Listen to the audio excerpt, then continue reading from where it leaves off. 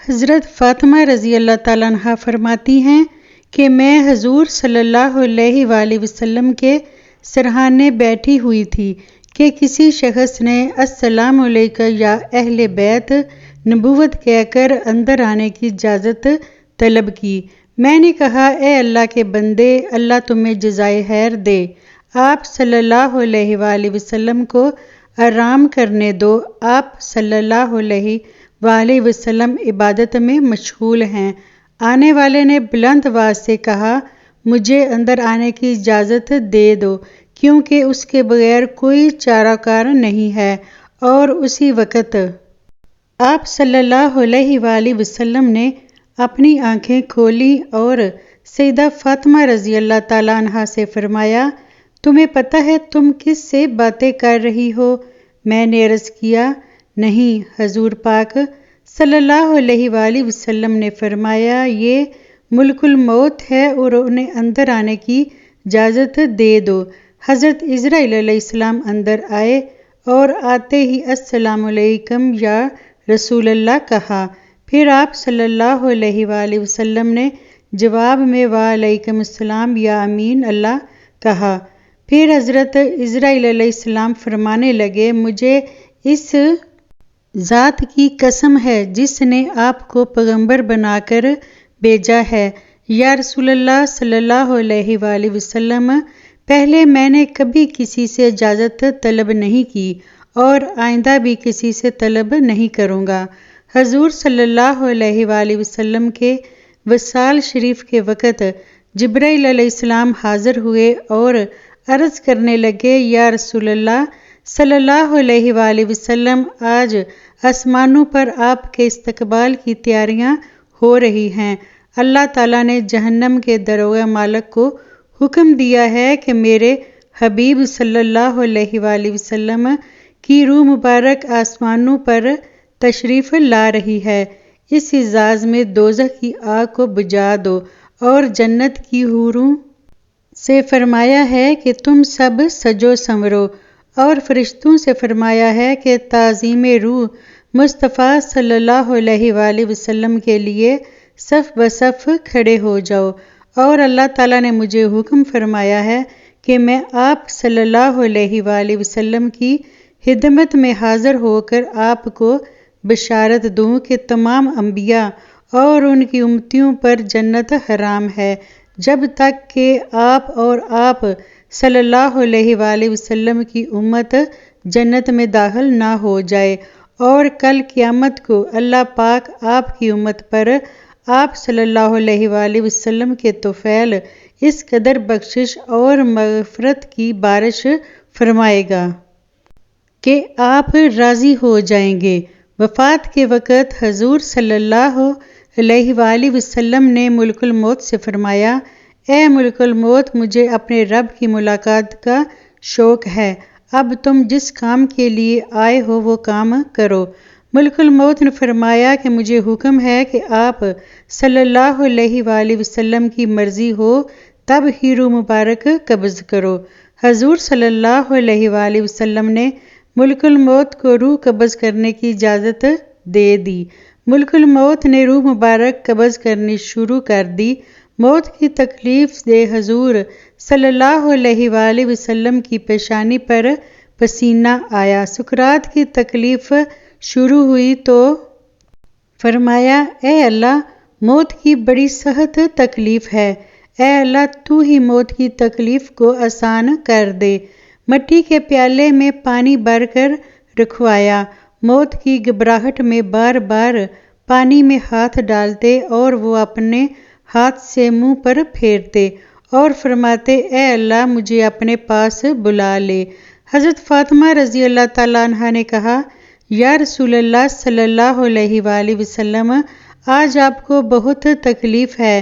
پھر آپ صلی اللہ علیہ وآلہ وسلم نے فرمایا اے فاطمہ، آج کے بعد تیرے بابا پر کوئی تکلیف نہیں ہوگی۔ اے فاطمہ، جب میرا انتقال ہو جائے تو تم انا للہ و انا الیہ راجعون کہنا۔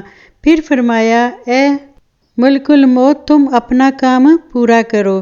پھر آپ صلی اللہ علیہ وآلہ وسلم کو نزا کی تکلیف زیادہ ہوئی۔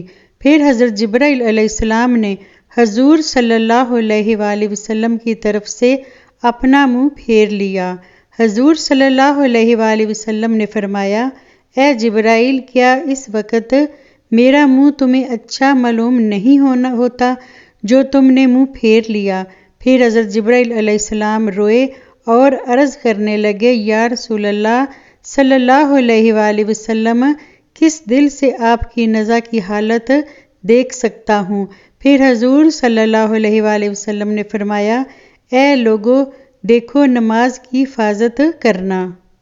یہ فرما کر پھر رسول اللہ صلی اللہ علیہ وآلہ وسلم نے فرمایا، یا رب، امتی یہ کہتے کہتے آپ صلی اللہ علیہ وآلہ وسلم کی جان سینے تک پہنچ چکی تھی، نیچے کے جسم کی جان نکل چکی تھی، مگر امت گناہگار کا کلمہ منہ پر جاری تھا۔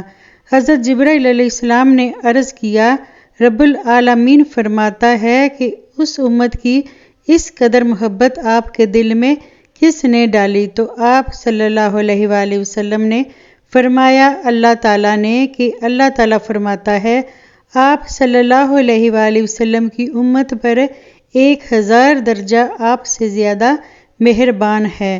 اے نبی صلی اللہ علیہ وآلہ وسلم، اپنی امت کو میرے سپرد کر کے موت کی تکلیف کو آسان کیجیے۔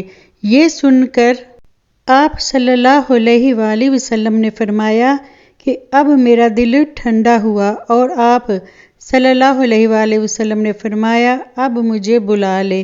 پھر بے ہوشی طاری ہوئی اور ماتھے پر مشک کی خوشبو کا پسینہ جاری ہوا۔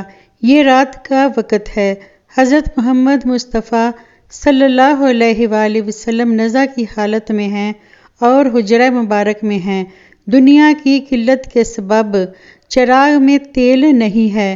حضرت عائشہ رضی اللہ تعالیٰ عنہا نے اٹھ کر ہمسائے کی عورتوں کے پاس چراغ بھیج کر کہا کہ اللہ کے واسطے 2 بوند تیل کی ہمارے چراغ میں ڈال دو کہ جناب رسول خدا صلی اللہ علیہ وآلہ وسلم اندھیرے میں وفات پا رہے ہیں۔ ہاتھ آپ صلی اللہ علیہ وآلہ وسلم کا آسمان کی طرف تھا، زبان پر کلمہ جاری تھا، اور آپ صلی اللہ علیہ وآلہ وسلم کی گردن ایک طرف ہو گئی، چاروں طرف روشنی ہی روشنی پھیل گئی، اور روح مبارک آسمان کی طرف پرواز کر گئی۔ ایک بہترین خوشبو حجرہ مبارک میں پیدا ہوئی۔ طبیعت نے جان لیا کہ حضور صلی اللہ علیہ وآلہ وسلم براق پر سوار ہوئے واپس نہ آئیں گے۔ حضرت علی رضی اللہ تعالیٰ نے فرمایا کہ میں نے ملک الموت کی آواز سنی کہ روح مبارک قبض کر کے چلے تھے، روتے جاتے تھے، اور واہ محمد و محمد کہتے جاتے تھے۔ حضرت فاطمہ رضی اللہ تعالیٰ نے جب دیکھا کہ روح مبارک پرواز کر گئی، حضور صلی اللہ علیہ وآلہ وسلم کے پاس آ کر چہرہ مبارک کو دیکھا۔ آپ صلی اللہ علیہ وآلہ وسلم آرام فرما رہے تھے، ماتھے پر پسینہ تھا، اور حضرت فاطمہ رضی اللہ تعالیٰ عنہا نے پکارا، اے نبی صلی اللہ علیہ وآلہ وسلم، رب کا بلاوا منظور کر لیا، ہم کو چھوڑ کر اپنے رب کے پاس چلے گئے۔ اے نبی صلی اللہ علیہ وآلہ وسلم، اگر جبرائیل علیہ السلام آپ کو تلاش کرتے آئیں گے تو ہم کہیں گے، تو تم کس کی تلاش کرتے ہو؟ جنہیں تم دیکھتے ہو اس جہاں سے تشریف لے گئے ہیں۔ اے نبی صلی اللہ علیہ وآلہ وسلم، جنت الفردوس میں ٹھکانہ کر دیا۔ جب گھر سے رونے کی آواز باہر آئی اور صحابہ کرام رضی اللہ تعالیٰ عنہ نے سنی تو گھبرا کر بے تاب ہو کر دہلیز مبارک پر سر مارنے لگے۔ حضور صلی اللہ علیہ وآلہ وسلم کی وفات کی خبر سن کر صحابہ کرام کی عقلیں جاتی رہیں۔ حضرت عبداللہ بن انیس رضی اللہ تعالیٰ عنہ غم سے انتقال کر گئے۔ حضرت عمر رضی اللہ تعالیٰ عنہ بھی دیوانے ہو گئے۔ دیوانوں کی طرح حجرہ مبارک پر آئے اور عرض کیا کہ مجھے ذرا حضور صلی اللہ علیہ وآلہ وسلم سے ملا دو، ایک نظر مجھے حضور سے ملا دو۔ اہل بیت نے حضرت عمر رضی اللہ تعالیٰ عنہ کو حجرے میں بلایا۔ حضرت عمر رضی اللہ تعالیٰ نے دیکھا کہ آپ صلی اللہ علیہ وسلم لیٹے ہوئے ہیں۔ آپ صلی اللہ علیہ وسلم کے منہ سے چادر سرکا کر دیکھا اور کہا کہ آج ایسی غشی اور بے ہوشی ہوئی ہے کہ کیا کوئی وحی اتری ہے؟ حضرت عمر رضی اللہ تعالیٰ نے اپنی آنکھوں سے دیکھ لیا، مگر ان کے دل کو یقین نہیں ہوا کہ آپ صلی اللہ علیہ وآلہ وسلم وفات پا گئے ہیں۔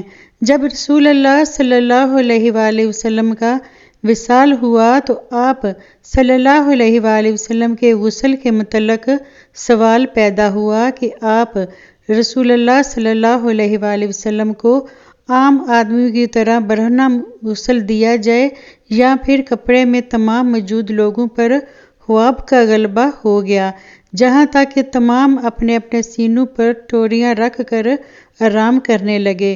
اسی وقت ان کے کانوں میں آواز آئی، رسول خدا صلی اللہ علیہ وآلہ وسلم کو ان کے پیران میں ہی غسل دو۔ حضرت سیدہ امیر المومنین حضرت علی رضی اللہ تعالیٰ عنہ فرماتے ہیں کہ مجھے حضرت محمد صلی اللہ علیہ وآلہ وسلم نے وصیت فرمائی کہ میرے غسل کا انتظام تم ہی کرنا، کیونکہ میرے سطر پر جس کی بھی نگاہ پڑے گی وہ نبینا ہو جائے گا۔ حضرت علی رضی اللہ تعالیٰ عنہ نے آپ صلی اللہ علیہ وآلہ وسلم کو غسل دیتے ہوئے آپ کے بدن مبارک پر کسی قسم کا کوئی میل نہ دیکھا تو اسی وقت حضرت علی رضی اللہ تعالیٰ کی زبان پر آیا، یا رسول اللہ صلی اللہ علیہ وآلہ وسلم، میرے ماں باپ قربان، آپ کتنے پاکیزہ ہیں۔ حضور صلی اللہ علیہ وآلہ وسلم کی تدفین کے وقت اس قدر خاموشی چھا گئی کہ بعض صحابہ بات کو دیکھنے نہ پائے۔ اگر وہ اپنی ہتھیلی کو کھول دے تو کچھ نظر نہیں آتا۔ یہ تاریکی حضور صلی اللہ علیہ وآلہ وسلم کی تدفین تک چھائی رہی۔ حضرت علی رضی اللہ تعالیٰ عنہ کا بیان ہے، جب حضور پاک صلی اللہ علیہ وآلہ وسلم کا انتقال ہوا تو غیب سے آواز آئی، السلام علیکم یا اہل بیت و رحمۃ اللہ وبرکاتہ۔ کہتے ہیں حضور صلی اللہ علیہ وآلہ وسلم جب وفات پا گئے تو آپ کے مؤذن حضرت عبداللہ بن زید رضی اللہ تعالیٰ عنہ نے یہ خبر سنی تو اس قدر غم زدہ ہوئے کہ نبینا ہونے کی دعا مانگنے لگے اور کہنے لگے، میرے آقا کے بغیر یہ دنیا میرے لیے کسی کام کی نہیں رہی۔ آپ اسی وقت نبینا ہو گئے۔ نبی اکرم صلی اللہ علیہ وآلہ وسلم کی خبر وفات کے بعد مسلمانوں کے جگر کٹ گئے، قدم لڑکھڑا گئے، چہرے بجھ گئے، آنکھیں خون بہانے لگیں، ارض و سما سے خوف آنے لگا، سورج تاریک ہو گیا، آنسو بہہ رہے تھے اور انہیں تھمتے ہی نہیں۔ کئی صحابہ حیران اور سرگرداں ہو کر آبادیوں سے نکل گئے، کوئی جنگل کی طرف بھاگ گیا، جو بیٹھا تھا بیٹھا رہ گیا، جو کھڑا تھا اس کے ہاتھ جانے کا یار نہ ہو۔ مسجد نبوی قیامت سے پہلے قیامت کا نمونہ پیش کر رہی تھی۔ سیدہ فاطمہ غم سے نڈال تھیں اور فرما رہی تھی، پیارے باپ نے دعوت حق کو قبول کیا اور فردوس بری میں نزول فرمایا۔ وہ کون ہے جو جبرائیل امین کو اس حادثے غم کی اطلاع کر دے؟ الہی فاطمہ کی روح کو محمد کی روح کے پاس پہنچا دے۔ سیدہ عائشہ صدیقہ کے دل و جان پر غم کی گھٹائیں چھا گئی تھیں اور زبان ہلاک پیغمبری کی ترجمانی کر رہی تھیں۔ اللہ تعالی ہمیں حضور صلی اللہ علیہ وآلہ وسلم کے نقش قدم پر چلنے کی توفیق عطا فرمائے اور ہمیں ان کی سنت پر عمل کی توفیق عطا فرمائے، آمین۔